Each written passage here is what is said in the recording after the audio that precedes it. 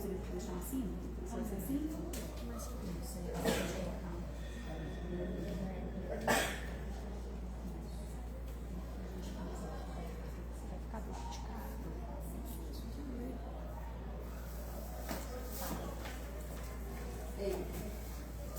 Funcionando aí, né?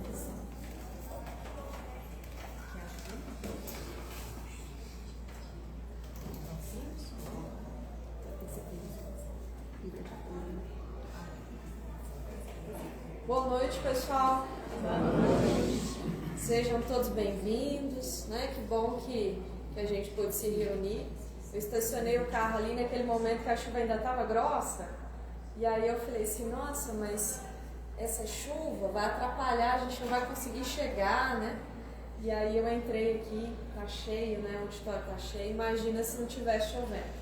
Então é uma oportunidade muito grande todos nós estarmos aqui, ter uma oportunidade de pensar, né, os nossos processos e ao mesmo tempo nos cuidar, fazendo os nossos tratamentos, né? Então eu acho que a gente poderia começar hoje fazendo uma oração, pode ser? Então vamos elevar o nosso pensamento a Deus, tentando nos conectar agora com o presente, esquecendo o que ficou para trás no nosso dia a dia, deixando para lá todas as preocupações e direcionando o nosso pensamento para todas as pessoas que nesse momento estão hospitalizadas, para as pessoas que estão em situação de rua. Nos últimos dias tem chovido tanto, feito frio, que essas pessoas possam receber auxílio. Vamos lembrar também das pessoas que estão nos asilos. Vamos pedir que todas as nossas necessidades, aquelas que a gente veio trazer hoje, que elas sejam atendidas de acordo com o nosso merecimento, mas que hoje seja a oportunidade da gente caminhar em direção a isso. Pedimos também, Senhor, que todas as energias que aqui a gente está produzindo possa alcançar os nossos familiares, os nossos amigos, as pessoas que a gente tanto ama. Que assim seja. Pai nosso que estais nos céus, santificado seja o vosso nome.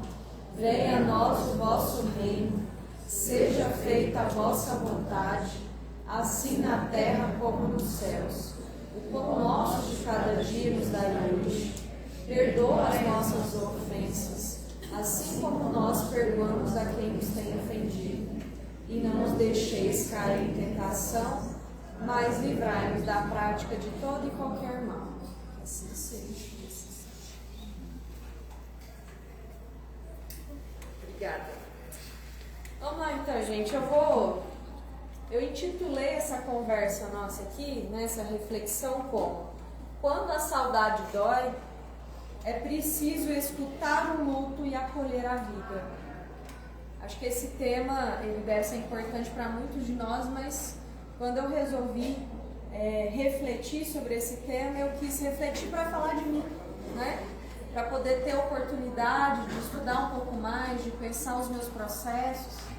E quando a gente fala da nossa dor, quando a gente se coloca na condição de vulnerabilidade, é exatamente aí que mora, às vezes, a possibilidade de um auxílio.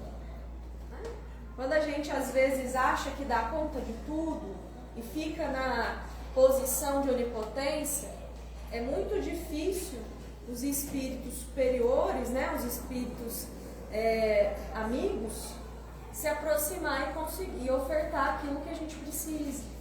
Então é muito importante que quando a gente pensa as nossas necessidades, que a gente se coloque na condição de vulnerabilidade, de alguém que precisa, na condição de humildade e na condição de alguém que está buscando auxílio, certo?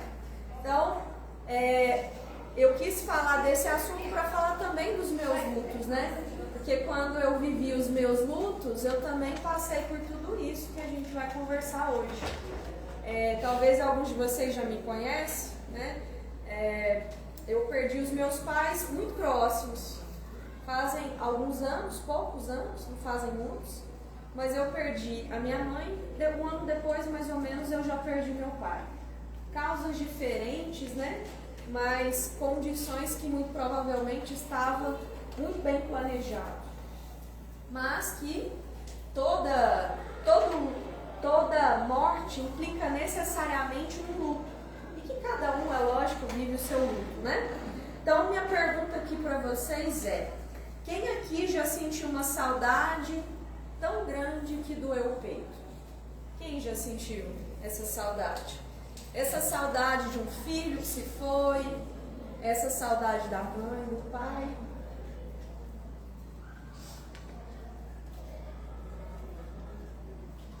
Essa saudade, né, dos nossos amigos que se foram.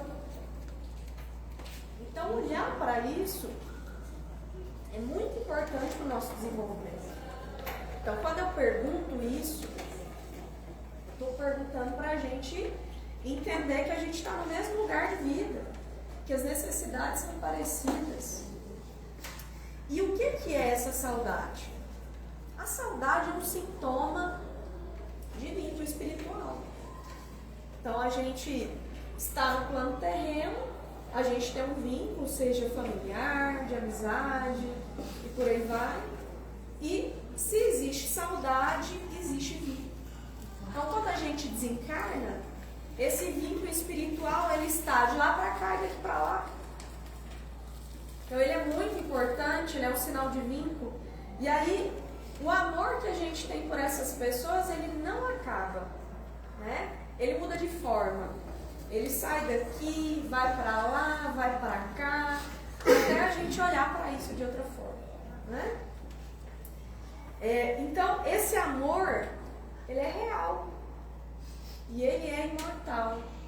Então, é importante a gente olhar para ele pensando nessa continuidade e não no fim.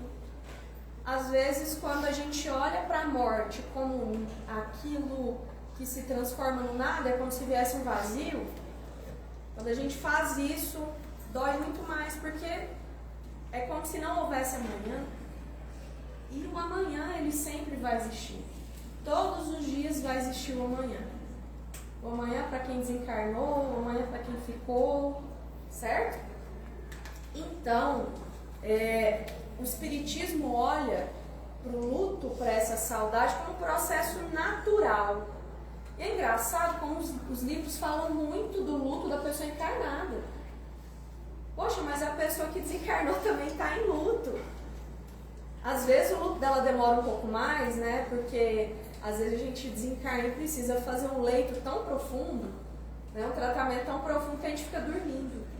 Porque se a gente acordar, a dor vai ser muito pior. Né? E aí, dependendo de como a gente desencarna, da nossa condição, a gente às vezes fica dormindo. Então, de lá também existe o luto. Mesmo que a gente tenha consciência quase que imediata do desencarne, ou que a gente passe um tempo. Então, a saudade de lá, de cá, o luto daqui, de lá, certo? Então, é natural esse luto. A gente não precisa esconder isso. E isso acontece principalmente, né, por uma condição de que essa encarnação, a vida nesse planeta, ela ainda é uma vida com energias muito densas.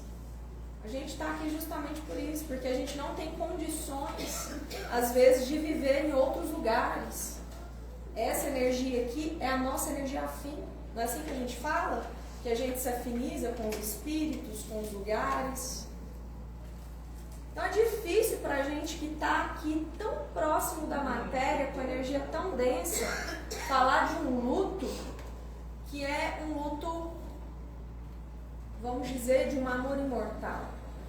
E não adianta a gente fazer o discurso espírita, né? Que é engraçado assim, às vezes a gente faz o discurso espírita, racionalmente a gente consegue pensar isso. Mas não é racional, é afetivo. Até que você vive todo o processo, isso dói, mesmo que você entenda racionalmente isso. Tem uma outra coisa também. A gente tem muita dificuldade com a questão da fé. que é fé, né? Se a gente pudesse transformar a palavra fé, seria acreditar. Mas acreditar em quê? Acreditar no bem, acreditar no melhor, acreditar no processo de evolução, acreditar que tudo tem a sua hora. Então, se a gente está encarnado, se a gente está, às vezes, nesse momento aqui de desenvolvimento, é difícil ter fé. Poxa, mas o centro espírita está sempre falando, tenha fé, meu irmão, tenha fé. Mas a fé, gente, é um exercício. Todo dia a gente mentaliza que as coisas vão se resolver. Todos os dias é importante mentalizar que as coisas vão ficar bem. Isso é fé. Porque é um exercício, é um treino. Pensa na ideia do músculo. Você vai para a academia. Se você fizer o exercício, seu músculo vai crescer. Se não, gente, não existe milagre. Seu músculo ali vai ficar da mesma forma. A fé é do mesmo jeito. É um exercício, é uma prática. E aí a gente confunde a ausência física com a ausência afetiva. Por que a gente confunde isso? Justamente porque a gente está muito próximo da matéria. E aí no livro Nosso Lar, que é muito interessante, porque tem várias histórias, né, sobre isso. Aí tem uma citação importante, né, que também é muito usada: a morte não separa, apenas afasta os corpos. O amor é verdadeiro, ele prossegue. Né? Uma citação assim, que acho que resume toda a palestra. Se a gente pudesse resumir tudo que a gente vai discutir hoje, a gente resumiria nessa frase. Né? Acho que ela sintetiza. Então, quando a gente vive esse processo de luto, é importante a gente criar espaço de cuidado. Vir para o centro espírita, quando a gente vem para cá, mesmo que a gente às vezes não tenha tempo para passar pelo tratamento, quando você senta para tomar seu passe, você está oferecendo um cuidado para você. Cuidado, então, ele pode se transformar de várias formas. Um passe aqui no centro espírita, acredito que todos vocês sabem que o SECL ele tem um projeto de acolhimento fraterno. Todo mundo sabe o que é isso? Então, existe uma equipe, né, de trabalhadores que realiza um acolhimento, um diálogo que a gente chama de fraterno, porque ele é com base nos princípios espíritas. Então o que ele faz, né? O que esse trabalhador faz nesse momento da conversa? Ele nos ajuda a refletir sobre os princípios e as teorias espíritas, como que a gente pode olhar o nosso problema. Poxa, então se tem isso, por que a gente não pede o atendimento? Então, vir para o passe, vir para o tratamento, pedir um acolhimento fraterno, falar com as pessoas que a gente gosta. Gente, vamos falar com as pessoas sobre o que a gente está vivendo. Por quê? Porque o luto, infelizmente, ele é um tabu. A sociedade ensinou que a gente tem que estar bem, que a gente tem que sorrir. Né? Às vezes você vai para o trabalho e você veste uma máscara e acha que está tudo bem. Poxa, mas você está preocupado com 1001 coisas. Você estava precisando de ajuda, de uma conversa do colega. Por quê? Porque a sociedade, né, é uma sociedade da aparência. Se ela é da aparência, então ela vai nos controlar, nos treinar a viver como se a gente tivesse que estar bem o tempo todo. E a gente sabe que não existe ninguém aqui que fica bem o tempo todo. Na verdade, existem momentos, né?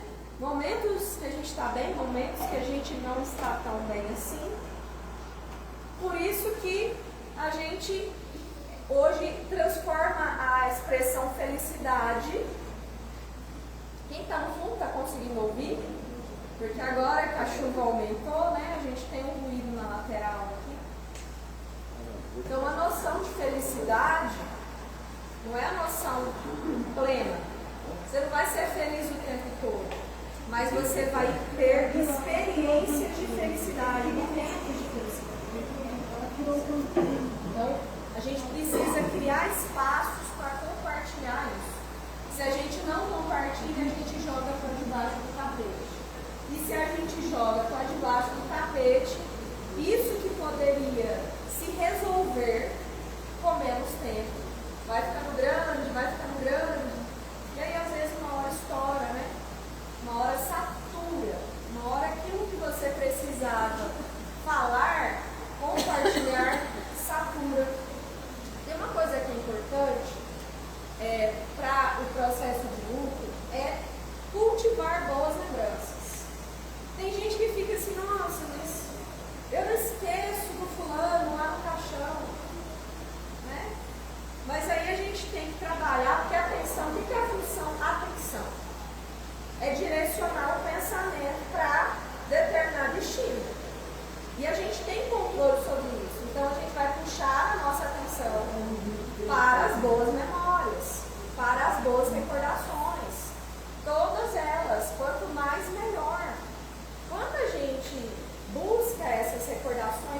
positivas, isso nos ajuda a atravessar e também ajuda quem está do lado de lá. A gente não pode esquecer disso.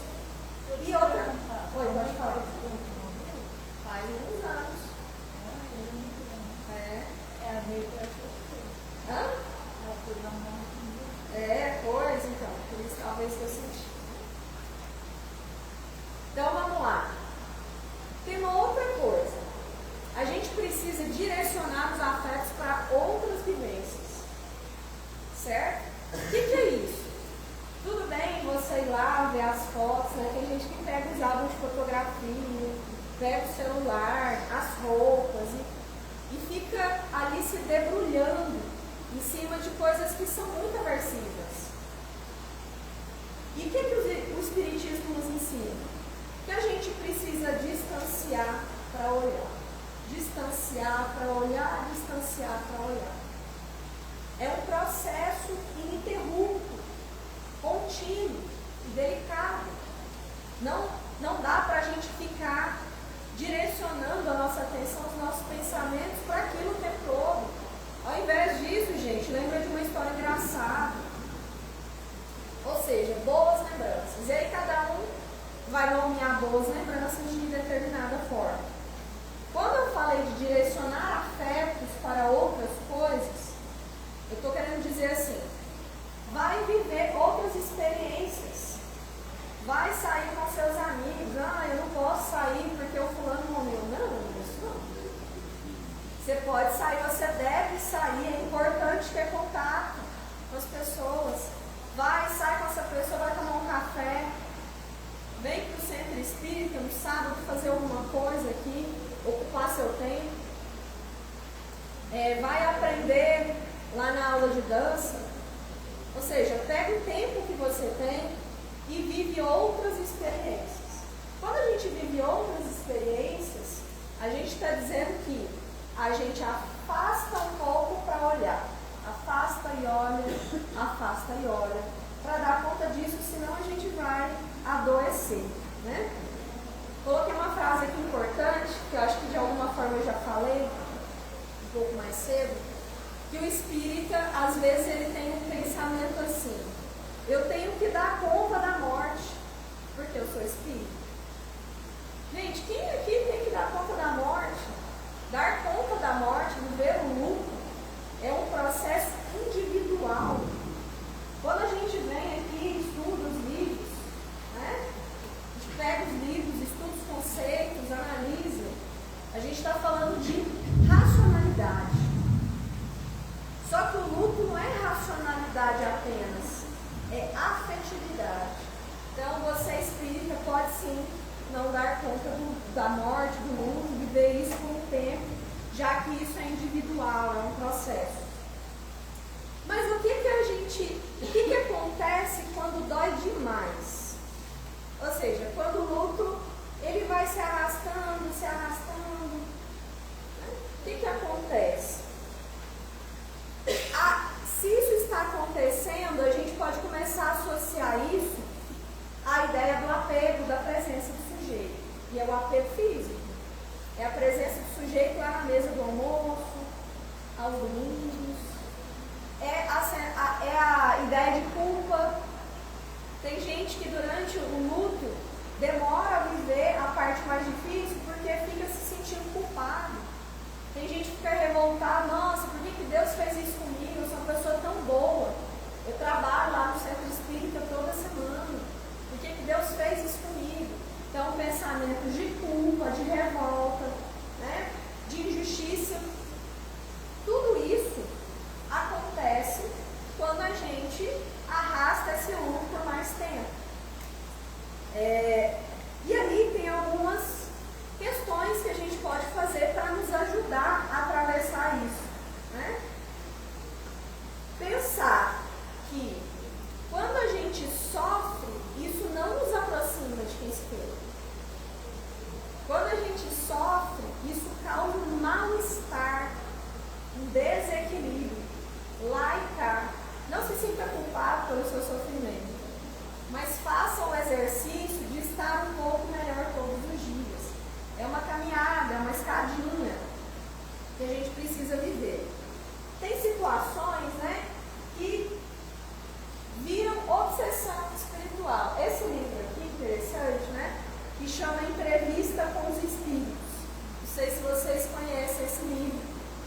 um livro interessante porque ele conta várias histórias sobre a ótica dos espíritos.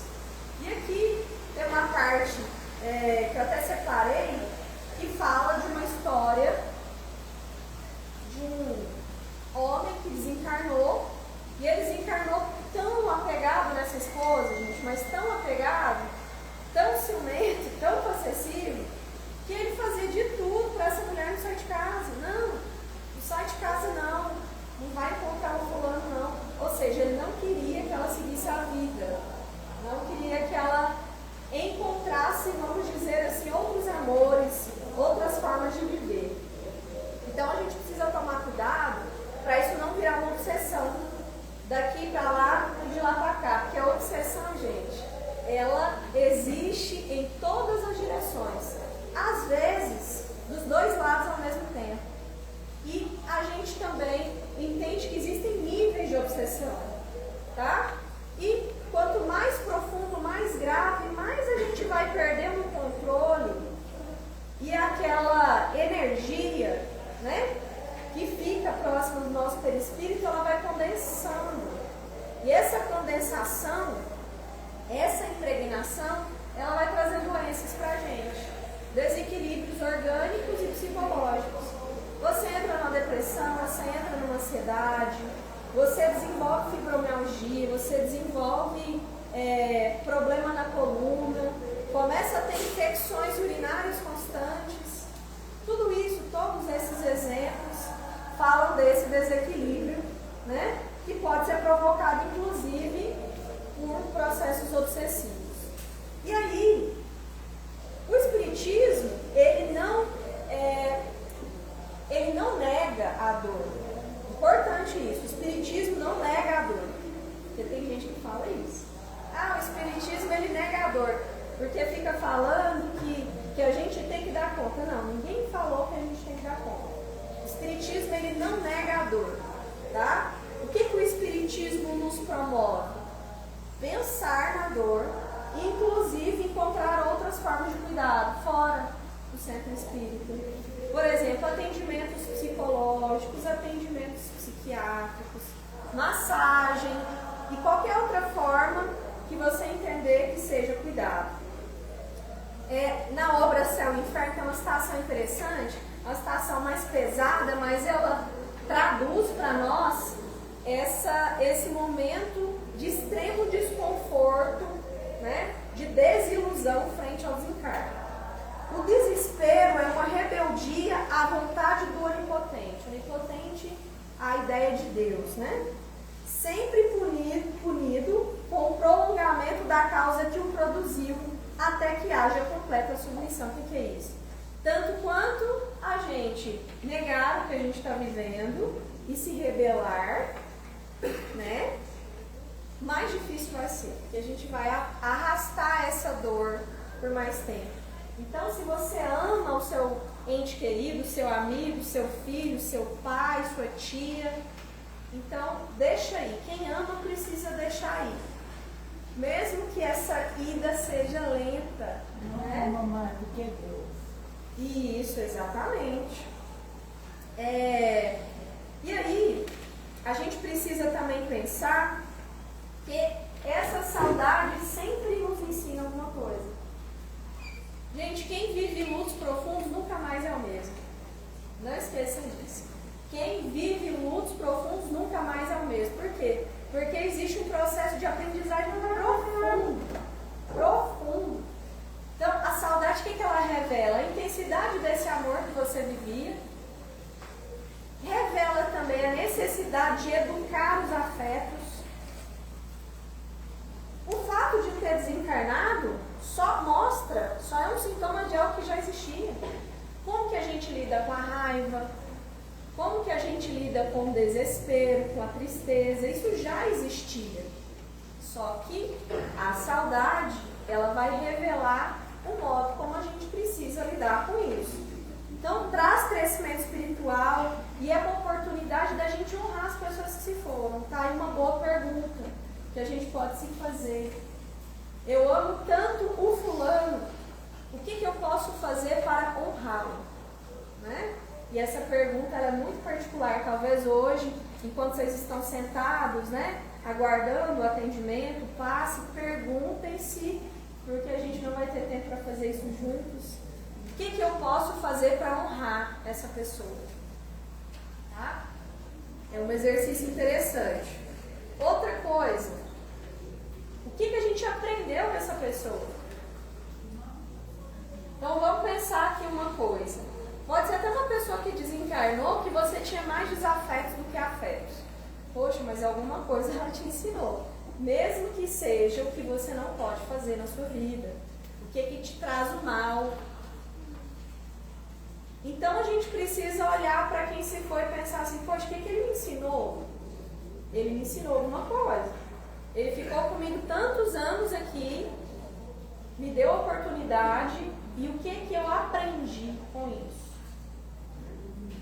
Então essas perguntas, o que eu aprendi, como eu posso honrar, é uma oportunidade interessantíssima para a gente atravessar esse luto num processo de ressignificação e não de aprofundar a dor. Entende? A dor existe, ela vai acontecer por tanto tempo quanto for necessário no seu processo evolutivo, mas a gente precisa ressignificar toda essa experiência, certo? E então esse ente nosso que se foi, ele só mudou de endereço. Ele estava na avenida tal, no bairro tal, agora ele está num outro endereço espiritual. E aí ele consegue te ver, ele consegue vir. E você também, né? O que acontece nos nossos sonhos, né? Desdobramentos. E nesses desdobramentos, quantas coisas acontecem? Às vezes a gente se lembra de alguma coisa, às vezes eu tenho flash, às vezes não, né? Mas é importante que a gente entenda que é só uma mudança de endereço para nos encorajar a nos posicionar de uma maneira que vá facilitar a nossa evolução. Então o Espiritismo não negador, né? Ele nos incentiva a ressignificar nas mais diversas formas, seja dentro das práticas espíritas, seja fora daqui. Né? Então eu queria que todos nós conseguíssemos olhar para esse fenômeno, né, que é o luto, enxergar a plenitude disso e viver de outras formas, mesmo que você suba 3 degraus e caia 2, tá? Porque às vezes é isso. Ah não, Natália, mas pelo amor de Deus, você já está fazendo isso de novo, mas eu achei que você tivesse aprendido isso. Aqui no Centro Espírita é isso, às vezes a gente escuta essas coisas, né? Você estava lá aprendendo determinada habilidade, desenvolvendo isso. Aí de repente você se descuida, aí você cai 2 degraus, aí o mentor fala, não é possível que você está fazendo isso tudo de novo. Por quê? Porque o processo de evolução não é uma linha reta, é uma linha curva. E a gente vai olhando para essa linha curva com resignação, com gentileza. Por que gentileza? Porque culpa não resolve nada. A culpa ela nos afunda, a culpa ela é um aprisionamento. Ao invés da culpa, tenta pensar qual é a sua responsabilidade frente a esse processo que você está vivendo atualmente. Certo? Tranquilo? Vamos então voltar às nossas orações agora, novamente, para a gente poder, né, a gente chegou no nosso tempo. Então eu queria pedir que todos nós voltássemos de novo às nossas orações para esses que se foram e que a gente pudesse emanar as melhores energias de cura, de paz, de tranquilidade para nós e para eles. Pai nosso que estais nos céus, santificado seja o vosso nome. Venha a nós o vosso reino. Seja feita a vossa vontade, assim na terra como nos céus. O pão nosso de cada dia nos dai hoje. Perdoai as nossas ofensas, assim como nós perdoamos a quem nos tem ofendido. E não nos deixeis cair em tentação, mas livrai-nos da prática de todo e qualquer mal. Que assim seja. Obrigada, pessoal. Bom passe, bom atendimento.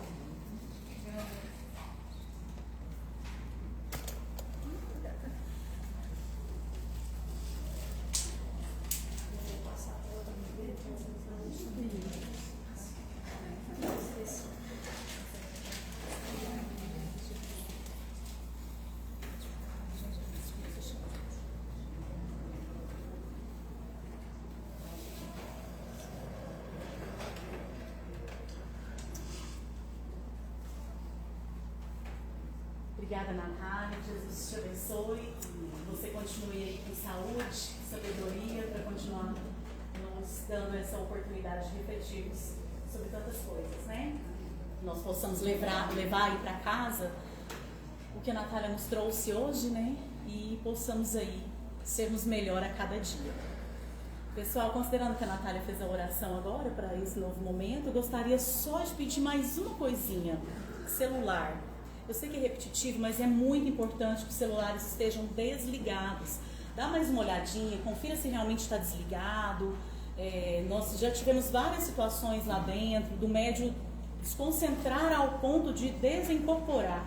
A equipe ter que parar o trabalho por conta de celular. Então a gente pede caridosamente. Claro que se você precisar atender o celular, responder uma mensagem, dar um retorno, fiquem à vontade em ir lá fora e fazer isso por gentileza, tá? No dado momento eu vou perguntar com relação a cirurgias e vou perguntar com relação a passes.